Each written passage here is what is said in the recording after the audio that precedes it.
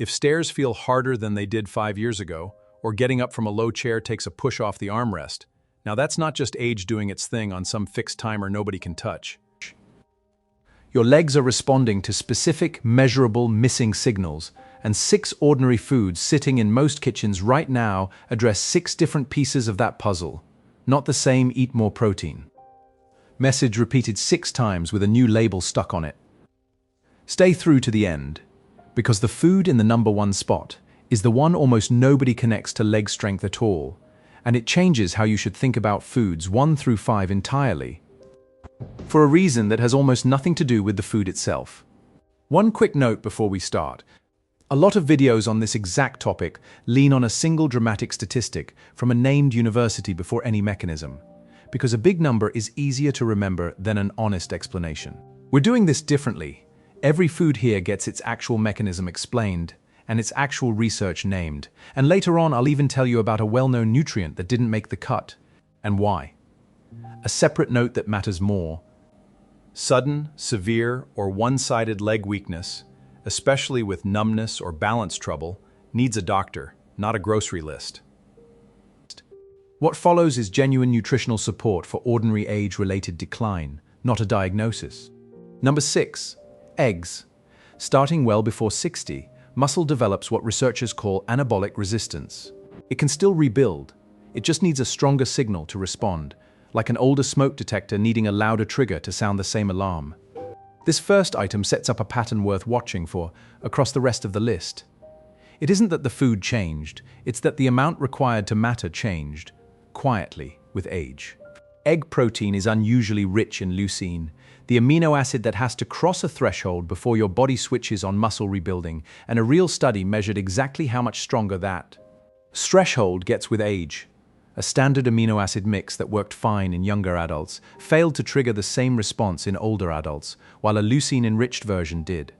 2 eggs deliver roughly 1 gram to 1.25 grams of leucine, likely below the 2.5 to 3 gram dose shown to work reliably in older muscle. 3 to 4 eggs, or 2 paired with another protein source at the same meal, gets you meaningfully closer. The yolk matters just as much as the threshold math. A trial in adults in their 50s and 60s doing 12 weeks of resistance training found that low choline intake, sourced from egg yolk, produced smaller strength gains, leg press included, than moderate or high intake. A difference large enough to be statistically significant. Here's the interesting twist. High intake didn't outperform moderate intake at all. The benefit plateaued once a reasonable threshold was crossed. This isn't a more yolks equals more strength story. It's a don't run short story. Keep the yolk most mornings and don't let an old cholesterol rule, one formally walked back in the 2015 Federal Dietary Guidelines, talk you out of the part of the egg that actually matters this much. Number 5, beetroot. This is the one where the research was tested directly on the population it's meant for, not inferred from a younger group and hopefully extrapolated. Researchers gave beetroot juice to adults averaging 69 and to a young comparison group side by side for a week, then measured calf muscle contraction directly in the lab, not through a questionnaire. The older group showed a measurable improvement in how forcefully that muscle contracted. The young group showed almost nothing, because their muscle was already efficient enough that there was little room to improve, which tells you something useful on its own. This isn't a universal performance boost. It specifically helps muscle that's already lost some efficiency with age. Worth being straightforward about a second finding here, the same way any real research deserves the full picture and not just the flattering half. A different trial gave beetroot juice to healthy older adults for a short period and found no change in walking speed, chair rise time, or grip strength. Both results are accurate. The muscle level change was measured with sensitive lab equipment over a week. The everyday functional test may simply need longer than that to show up on an actual staircase. A few times a week, roasted at moderate heat to concentrate rather than destroy the nitrates, or blended into a smoothie with citrus, is a reasonable habit regardless of which outcome shows up for you. First. Number 4. Fatty fish. Salmon, sardines, mackerel work through a different door than protein alone, one most people never realize exists. A controlled study found that when older adults regularly got omega-3 fatty acids, the rate at which a meal actually got converted into rebuilt muscle tissue ran measurably higher than in older adults. Without that regular intake, that's a sharper claim than the vague fish is anti-inflammatory message most people have heard. It's not just calming background inflammation, it's improving how efficiently the protein you eat at that same meal gets used. Stack that against the eggs point from a moment ago, and you get something practical. A fatty fish meal isn't just its own protein source, it's making whatever other protein you ate that day work harder for you. 2 or 3 servings a week. Grilled, baked, or even canned is enough to matter, stacking directly with the leucine and choline points rather than replacing either one. Worth pausing on one detail here, since it changes how you'd plan a week around this, rather than just checking a box next to eat more fish. If fatty fish makes other protein more efficient, then a week that includes salmon a couple of times isn't adding a 4th good food to a list of 3, it's quietly making the eggs from earlier in. The week works slightly better too, a compounding effect that never shows up when foods get listed one at a time, with no connection drawn between them. Number 3, Greek yogurt. This one has a specific dose behind it that most people never hear because most videos stop at yogurt, has protein, and never say how much actually mattered in the research. A review of older adults doing resistance training found real strength gains only above roughly 22 grams of milk protein per serving. Below that, the effect largely disappeared, meaning a small spoonful stirred into coffee falls well short of what was tested. Here's the surprising part.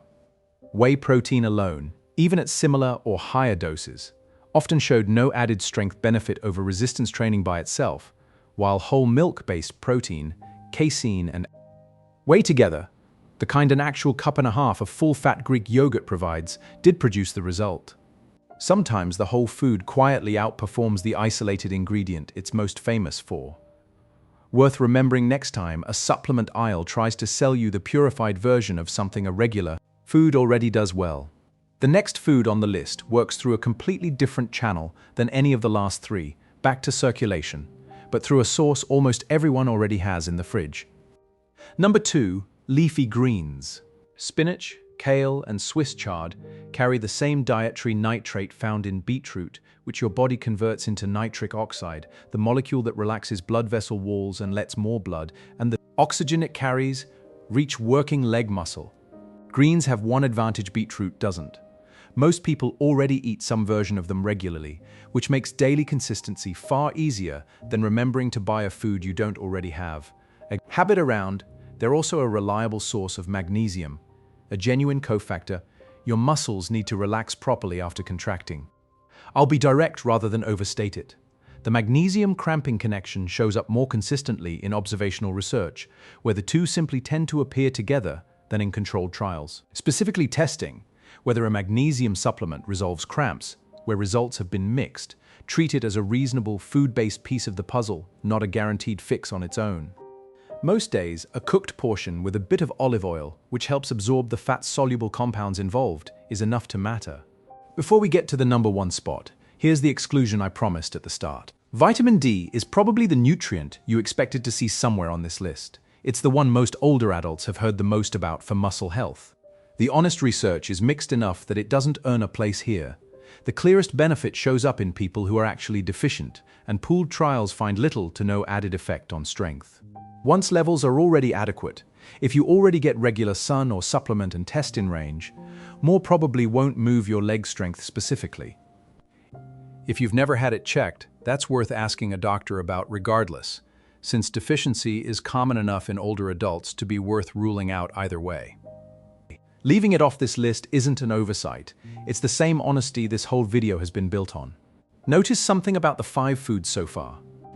Each works through a different mechanism: leucine thresholds, choline, muscle level circulation, meal efficiency, dosed protein quality, not 5 variations on eat more protein with a different name attached. That variety matters. These 5 don't compete for the same biological job. They cover 5 separate gaps at once. Which brings us to the 6th, the one that ties directly back to something that's been running underneath everything so far, unnamed until now. And now number 1, the food that surprises people most, because almost nobody puts it on a list like this at all, even though the evidence behind it is arguably the strongest thing you'll hear in this entire video. Creatine, found naturally in red meat and fish, at levels far below research doses. But the mechanism behind it is the best supported claim on this entire list. A meta-analysis pooling 22 controlled trials, 721 older adults, mean age in the 60s, found creatine combined with resistance training increased lean muscle mass by just over a kilogram, more than resistance training alone, and increased leg press strength specifically, not just a general fitness score, by a statistically meaningful margin, more consistently in the legs than in the upper body. Across the pooled data. That detail is worth sitting with. This is one of the only findings on today's list where the effect was stronger in legs than arms, which lines up almost too neatly with exactly what this video is about. Here's the catch, and it's the same catch running quietly through several items on this list. Creatine on its own, without any muscle loading activity alongside it, does relatively little. This is the one food where the food isn't the whole story. It's the pairing with actual use of your legs, stairs, sit-to-stand repetitions, a daily walk, that produces the result researchers keep finding across different trials and different exercise protocols. A modest, regular serving of red meat or fish, deliberately paired with a habit of using your legs on purpose most days, is a far more realistic way to access this than trying to eat enough of either. Food alone to match a laboratory dose, worth naming why this closes the list instead of opening it, since it would have been the flashier cold open. Everything before this was food doing work largely on its own. A threshold crossed, a vessel relaxed, an efficiency gained. Creatine is different. Its entire measured benefit depends on something you do, not just something you eat, which is why nutrition and movement were never actually separate strategies here, just two names for the same project. So here's how 6 fit together without an elaborate plan. Eggs most mornings, yolk included. 3 to 4 of them or 2 paired with another protein source. Beetroot a few times a week. Knowing the stairs tomorrow benefit may lag behind the lab measured 1. Fatty fish twice weekly for the efficiency boost. A full cup and a half of Greek yogurt. Milk-based rather than whey isolate. Leafy greens most days, the easiest of the 6, to sustain since you likely already have the habit. And red meat or fish for creatine, paired with legs that actually get used, since that pairing, not the food alone, is where the strongest evidence on this whole list sits. None of this requires precision. Missing one of the 6 for a week doesn't undo months of the other 5. The same way one missed day of any habit rarely undoes real consistency built up over time, provided you come back to it rather than treating one gap as permission to abandon the rest.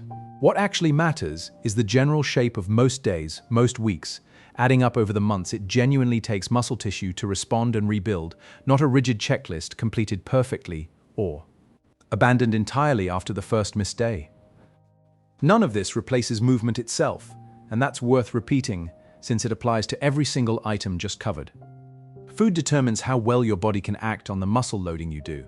It was never a substitute for doing it, and the creatine finding in particular makes that point better than anything else on this list could, since it's the one item where the research itself refuses to separate the two. One more time because it matters more than any food on this list. Sudden, severe, one-sided weakness, or weakness paired with numbness or real balance loss, is a reason to see a doctor now, not a reason to wait on 6-week change first.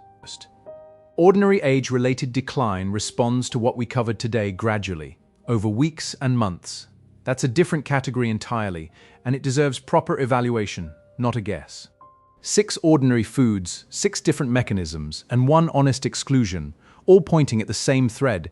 Your legs haven't stopped being capable of rebuilding, they've just started needing more specific signals to do it. Now you know 6 of them, and the honest limits of each one, instead of a single confident-sounding number that doesn't survive a closer look. Tell me in the comments which of these 6 you're starting with. I read every one. And if this gave you the actual research instead of a recycled list with one dramatic statistic bolted onto the front, subscribe, because that's exactly what we'll keep doing here, one honestly. Reported food at a time.